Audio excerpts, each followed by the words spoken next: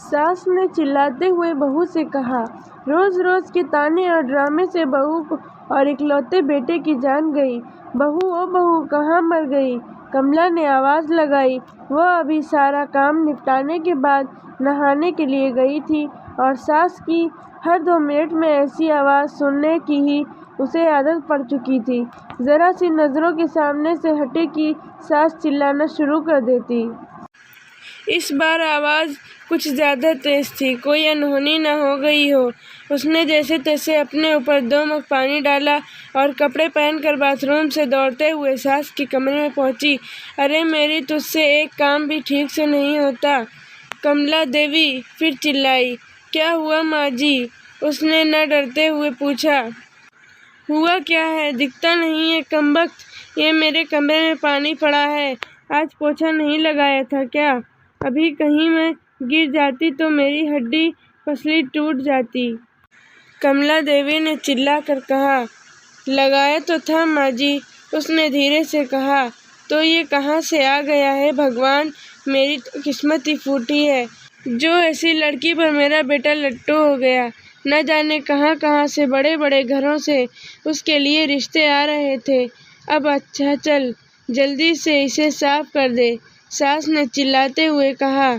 उसको पता था कि नहाने जाने से पहले ही उसने पूरा घर साफ किया और ये पानी जानबूझकर उसकी सास ने ही उसे तंग करने और ताने सुनाने के लिए गिराया है।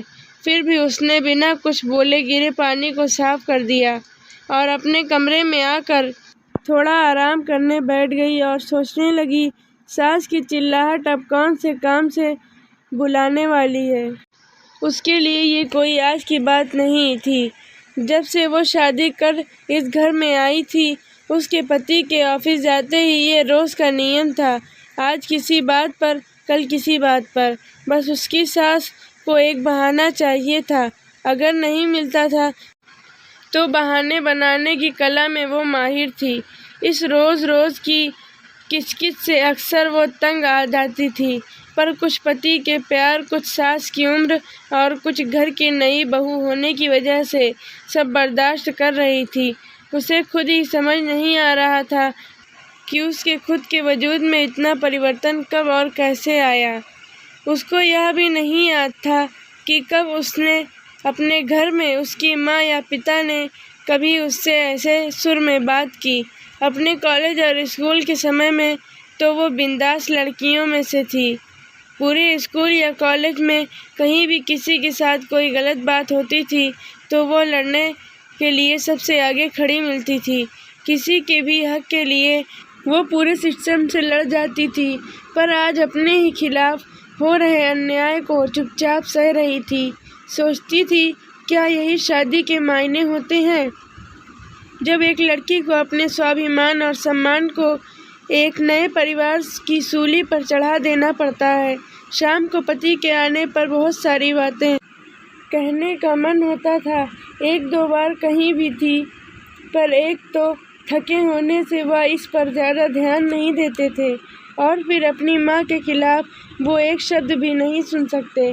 उनकी माँ भी अपने बेटे के सामने उससे बड़े दिखावे के साथ बात करती थी, पर जैसे ही बेटा घर से बाहर निकलता था उनके तेवर बदल जाते थे, जो उसे समझ में नहीं आता था कि इंसान पल भर में 2 तरह के व्यवहार कैसे कर सकता है।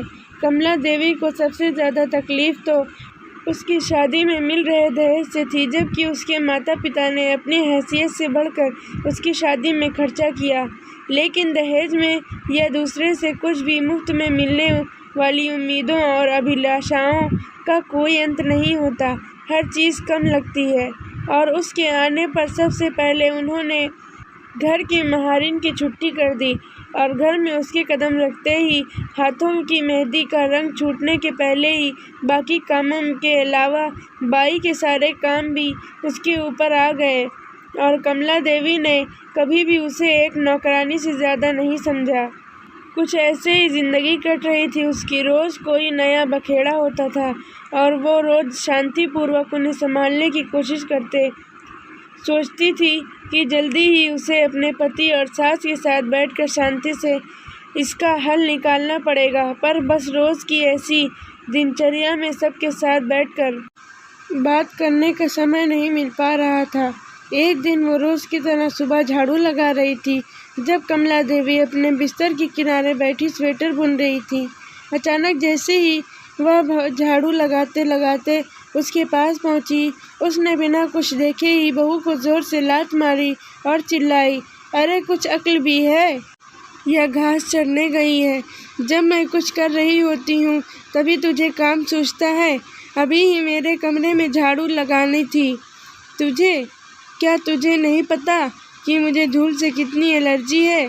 ये आज का नया बहाना था उसे तंग करने का, क्योंकि घर में रोज़ ही ऐसे ही काम होते थे और पहले कभी भी ऐसी कोई बात नहीं पता चली। फिर वो भी अपनी सास के व्यवहार को जानते हुए बहुत संभल के काम करती। वह उनके द्वारा दिखाई जगह पर सफाई करने के लिए जैसे ही थोड़ा झुकी, न जाने किस झोंक में कमला देवी ने जोर से पैर चलाया और वह बहू के कंधे पर जा लगा। जब तक वह खुद को संभालती उसका सिर सामने की दीवार से टकराया और गिर पड़ी।